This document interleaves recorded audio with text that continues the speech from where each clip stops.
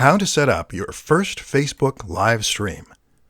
Creating a Facebook live stream is a powerful and easy way to engage with your audience, to encourage sales or email signups, and generally to take your brand to the next level.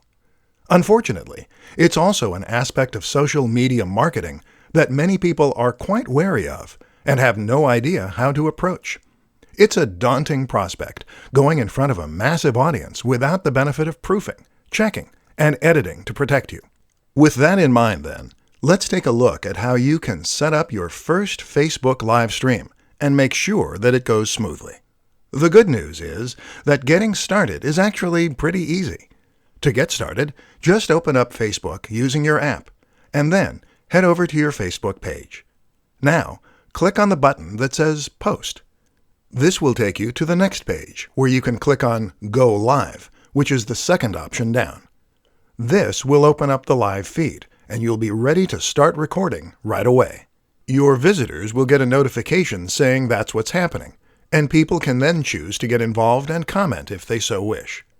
That's how you set up your first Facebook live stream. Pretty easy. But how do you make sure it goes well? That's a little trickier.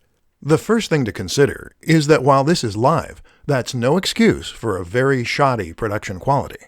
Your visitors will tune out if the video doesn't look good and sound at least somewhat crisp. To ensure that it does, make sure that you have a high-quality camera phone.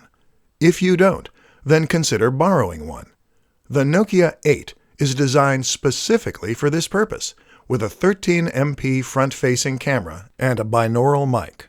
To improve sound quality, you could consider using a lapel mic. Simply clip this onto your shirt and plug it into the microphone jack. Think about your environment, too. Make sure that it is quiet and that there is ample light.